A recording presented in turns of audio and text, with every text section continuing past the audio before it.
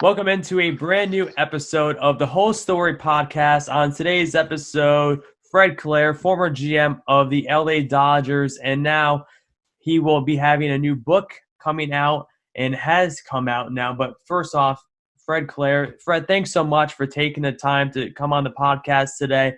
I know we were talking a little bit before we started taping that I first interviewed you close to 4 years ago, and I know you joked a lot has happened in those 4 years. But first, how are you doing during this time? How's your family? Are you all staying safe? Thanks for that most important question, Alex. And we're doing very well. We're very fortunate. We're very blessed. I have been through a 4+ year cancer journey, and my thoughts right now go out to patients who are dealing with cancers and who are in the hospital under different circumstances than I was. Because you can't have visitors, you can't have your loved ones, and so that's very much on my mind as the challenges that all of us face. And I feel very fortunate due to the great treatment that I've had through City of Hope and the great support that I have, and want to do what I can then to give support to others, because I know the challenges very well, but I also know the tremendous support that I receive, and fully aware that others aren't having the chance to have that same support. So that's very much on my mind these days in terms of, so I think we all should be asking, what is it that we can do to be helpful to others? Now, obviously, you can't seem to put yourself, thinking, what would it be like if this was going on when you were first diagnosed and going through your treatment? But I'm sure you've thought about it. What would there be, what would be the differences, right?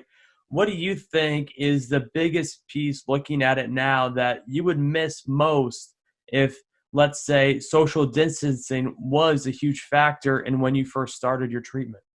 Alex, that's a excellent question, because it would be a tremendous difference. Because when I walked into City of Hope over a 4-year period, my wife Cheryl was there, always there, every step of the way, and I was able to walk into City of Hope and to see the other patients and the loved ones that accompanied the other patients. I was able to walk into the Biller Center, a reception area for patients, and see my dear friend Jeannie there greeting others. We were able to walk by Starbucks and on occasion have a cup of coffee, on so many occasions that they knew my wife's first name. Um, I was able to visit with other patients as we waited for our appointments. And I've talked to my dear friends at City of Hope. And it's not just City of Hope, this would be any cancer hospital, any hospital in our country, about the difference, because you walk in now, there are only the patients there. Whether it's a child or whether it's an elderly person, there aren't the loved ones around. There isn't the staff. There isn't the navigator as we had with our dear friend Loopy, who could walk with us and help us when we needed help every step of the way. So it's a huge difference. But I will say this, when we talk, you have a baseball scene behind you. When we talk about the true heroes, and it sounds almost trite, but it should be. We talk about the true heroes of our country today and always. It is those assisting others. It is the healthcare workers. It is the doctors. It is the nurses. It is the supporting staff that is there. And so I'm so hopeful that we will be able to. All of us want to get back to a normal, but a normal to me, again, my thoughts go to those in need. And I can't help but think of the children that I would see there with their families undergoing cancer treatment. So that's my hope. Those are the thoughts in my prayers of wanting to get back. I mean, we can talk about getting back to a normal or to our jobs or to baseball or getting back to whatever it is that holds our interest. But getting back to be a better situation, a more normal situation for those in need carries great meaning for me. 100%. And this time for you, there's a book out now about your career and journey called Extra Innings, Fred Clare's Journey to City of Hope and Finding a Championship. What has this whole journey been like for you? I know you once said that there is life before diagnosis of cancer, but then there is life after diagnosis of cancer.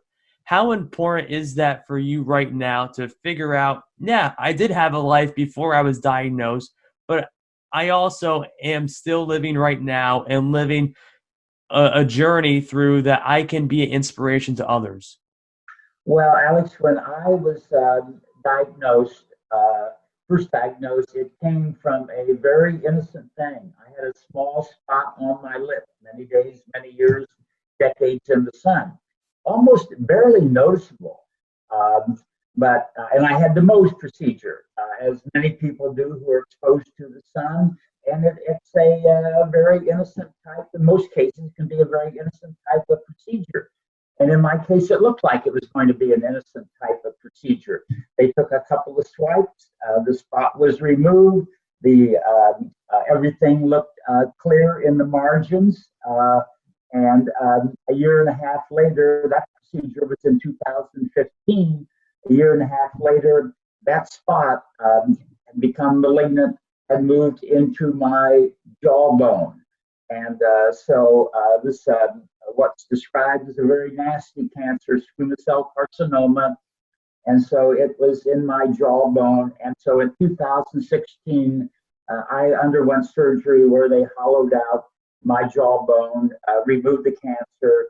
And then I went through 33 radiations, 7 chemos, and it looked like I was on a great path of recovery when cancer came back in my neck. And it's kind of the nature of cancer. It's you never, once you're diagnosed, you never totally move beyond it in your mind and really in your body. And it was really through City of Hope and immunotherapy, because being very candid, I was given a 20% chance of survival. But through immunotherapy and through City of Hope, I'm here today. And that's why I wanted to, as I went through the treatment at City of Hope now for 4 years, my thought was, what can I do to call attention to this great hospital? And I was fortunate with my Dodger career that we were able to have 2 celebrity golf tournaments with so many wonderful friends and players and celebrities, where we helped raise $500,000 for City of Hope. It went directly into research for head and neck cancer and thyroid cancer, because I lost a dear friend that I'm sure you know by name, Kevin Powers, to anaplastic thyroid cancer. And I wanted to do what I could do to help in the battle that my friend Kevin fought in such a courageous manner.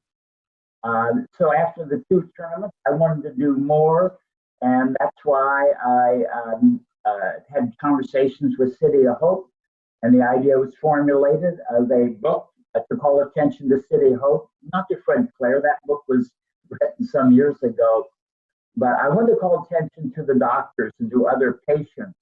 And so that became the foundation of the book that is now out, titled Extra Innings, Fred Clare's Journey to City of Hope and Finding a World Championship Team.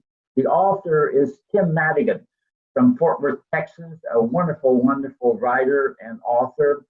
And the book is now available through the publisher, Mascot Books. Anyone can go to Mascot Books and search for extra innings and find the book.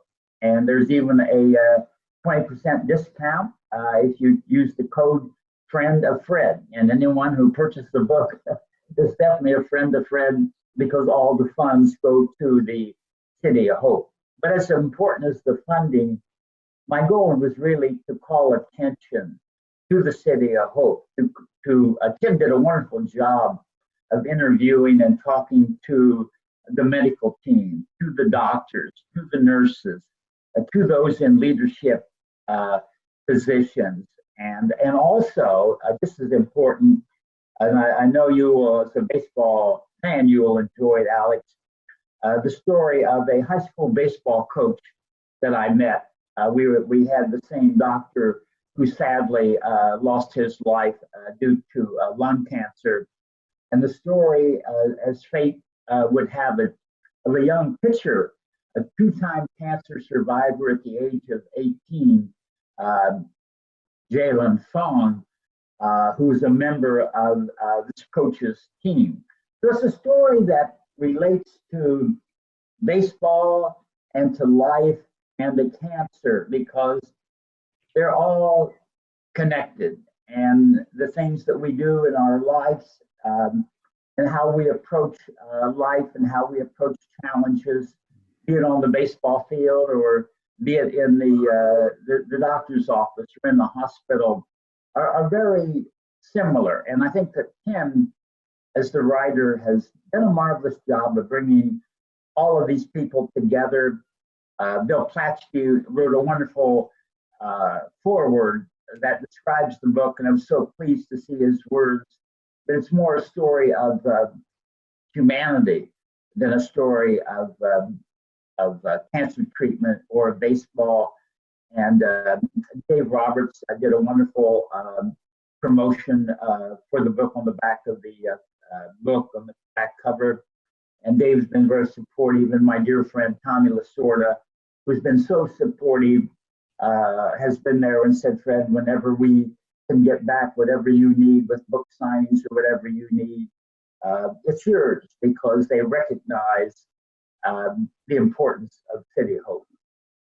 How much of an importance was baseball and still is to just this whole process? Baseball, before your diagnosis, to go back with what you said, was your life, but it still is a huge piece of your life now. Well, I was very blessed in my career, Alex, as you know, with 30 years with the Dodgers. And the most impressive part of, for me, the thing that impressed me the most in my 30 years, more than the game, was the people who played the game. So I was so blessed that I was able to know and be with and spend time with Jackie Robinson, with Pee Wee Reese, with Roy Campanella, with Duke Snyder, with Carl Erskine, bless his heart, today. So from that point, and knowing those players as people and seeing what they were about and seeing what made them successful, and then carrying that right on through, whether it was Sandy and Don and Maury Wills or Billy Russell and Garvey and Lopes and Say, or Garvey and Oral and Hatcher and others. So I've seen that, and I've seen what it is that can separate people related to their impact and what they do for others. And at the top of the list, it has to be Jackie. And I first met Jackie in 1972 when we retired his number at Dodger Stadium. The first numbers retired were those of Jackie, Sandy, and Roy Campanella. And then that fall, I was with Jackie at his last public appearance. It was the 1972 World Series between Oakland and Cincinnati, and the game in Cincinnati where the commissioner, Louis Kuhn, asked Jackie to speak before the game. And he said, I will speak, or ask him throughout the first ball. And Jack said, I will throughout the first ball if you give me an opportunity, if I have the opportunity to speak.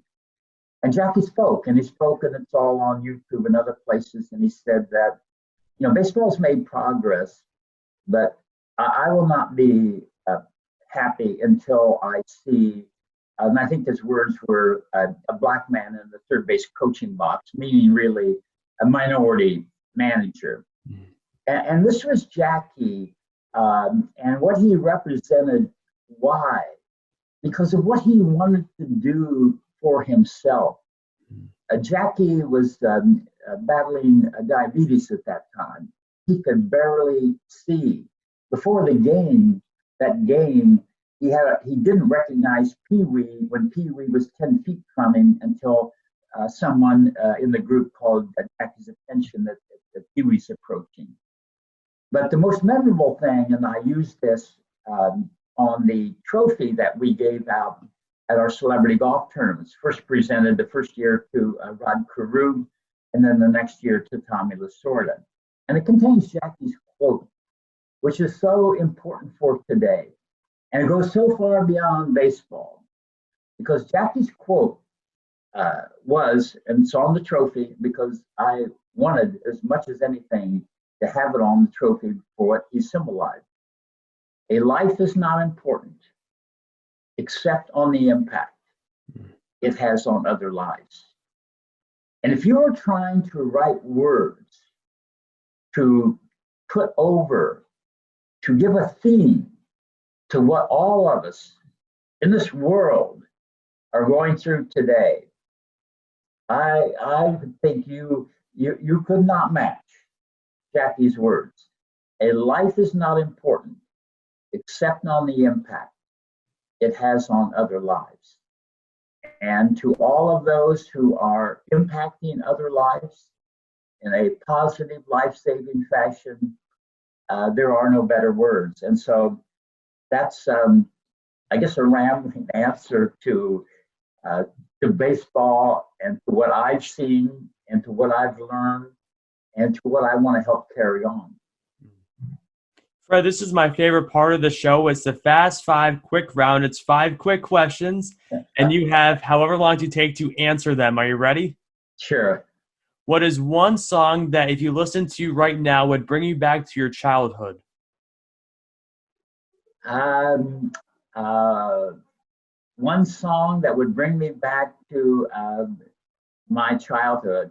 I don't even know the lyrics to it, but I'll tell you what it would be, Alex. And I know there's a song there, and it would be Happy Days, because my childhood, growing up in a small town in Jamestown, Ohio, it was definitely Happy Days. Mm-hmm. What is your biggest pet peeve? My biggest pet peeve? My biggest pet peeve would be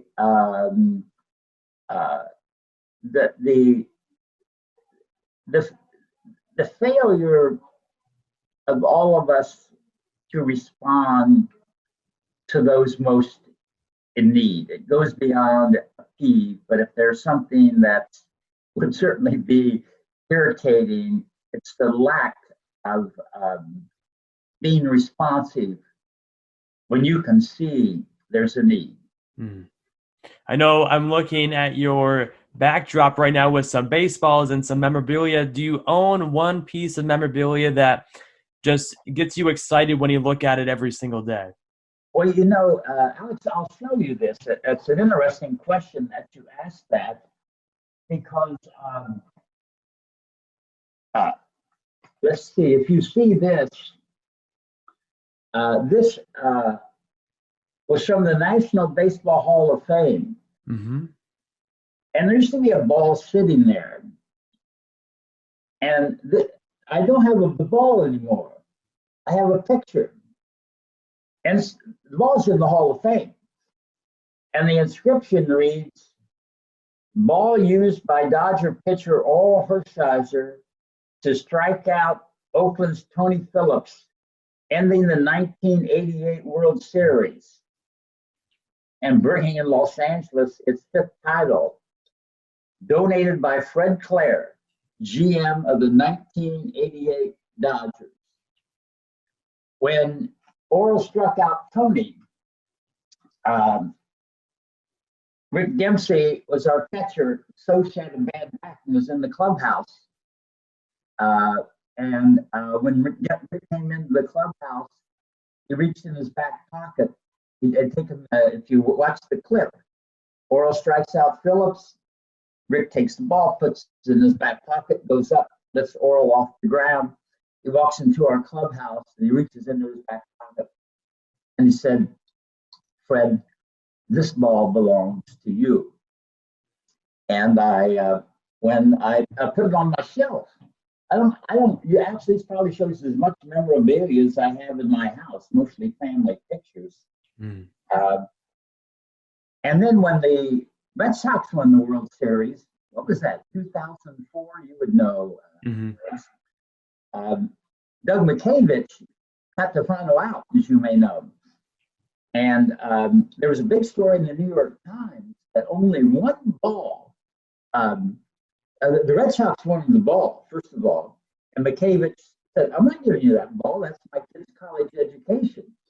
And so the New York Times, Tyler Pepper, I think, wrote the story. There's only one ball, final ball in the Hall of Fame. And I thought, wow, 100+ years and one ball symbolizing a championship in a season in the Hall of Fame so all fans can see it. I thought, what's that ball doing on my shelf? That ball belongs to everyone who cares about the game. So I called my friend at the Hall of Fame. I said, I have a baseball. So this was whatever year this was. The friend said, "Fred," he said, "Do you know what that ball is worth?" And I said, you don't have that much money. And no one does. I said, "I want to give it to you." And they said, "We'll be on an airplane. We'll come out and we'll pick up the ball," which they did. And called me later and said, "Fred, that you may not know this, but through Hunt auctions, we could get it appraised and you could get a tax write-off." And I said, "Fine with me." And so they called me later and said, "Fred, the ball without any bidding would be worth $50,000. Which my beautiful Cheryl said, "Fred, I mean, are you crazy or what?" Jokingly, because she knew it was the right thing to do. I've now been told, Alex, that ball is related to the Cubs final out ball. Is worth somewhere north of $1 million and maybe $4 or $5 million, but it doesn't make any difference, Alex, because the ball's in the Hall of Fame. So that's hardly a one-word answer to a ball or a memory, but that was a wonderful memory. I love it.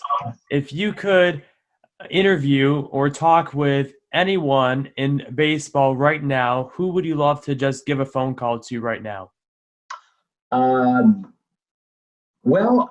The fact is, I probably can call anyone, very frankly.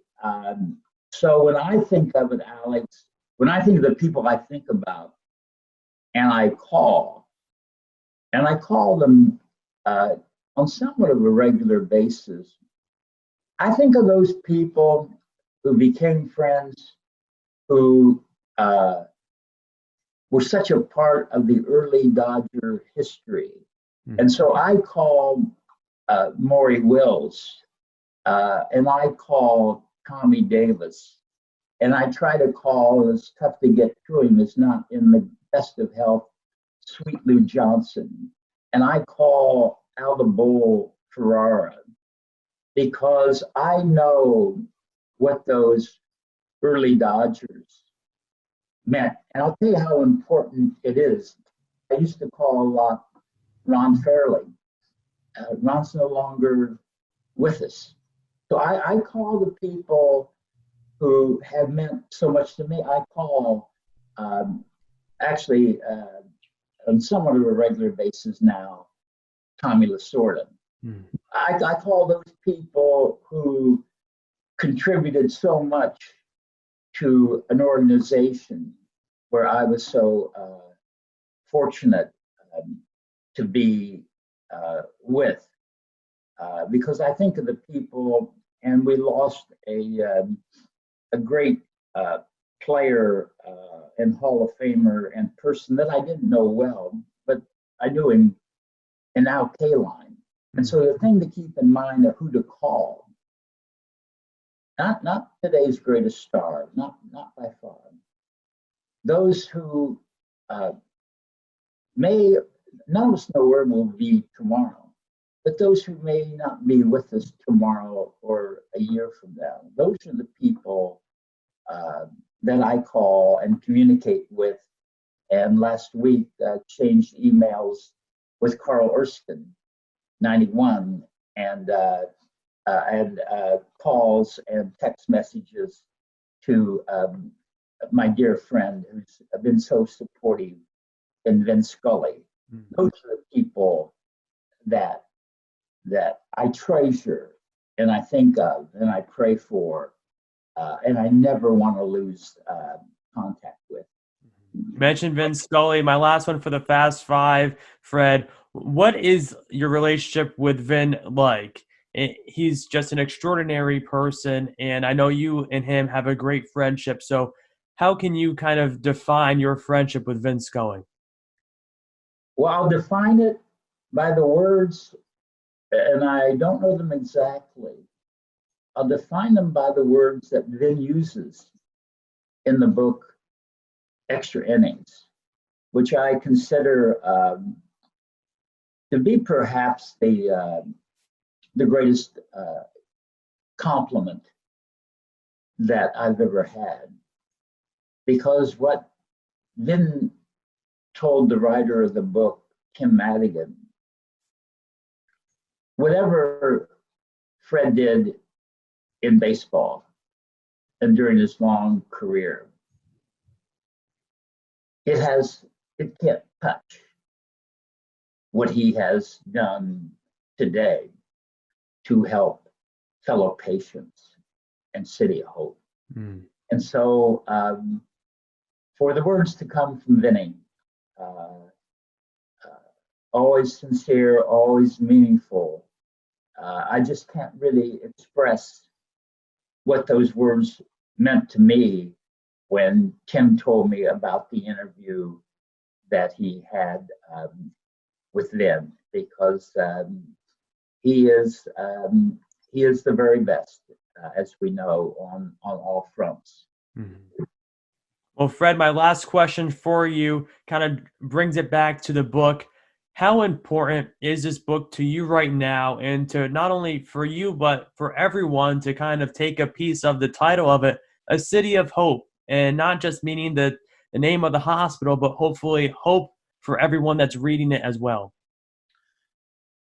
Alex, I think that, and maybe borrowing from Vin's words, this is the most meaningful thing that I've ever had the opportunity to do.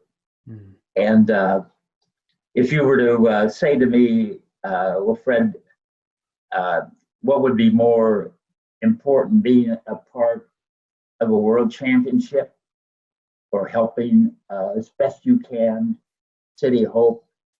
I would say it's not even a contest. Don't even go there, because I know that if we, in raising funds and in calling attention, if we, and I say we because it is a team effort, can be helpful to City of Hope, that's as good as it can be for me. Mm-hmm.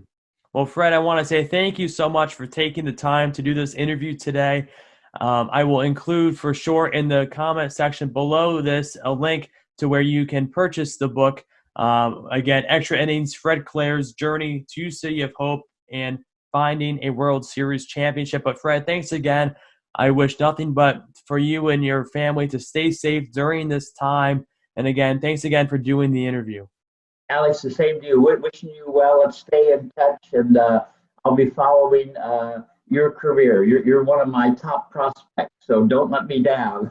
I'm counting on you to continue your journey and to do it in a professional and credible manner that will make you and your family proud of what you do.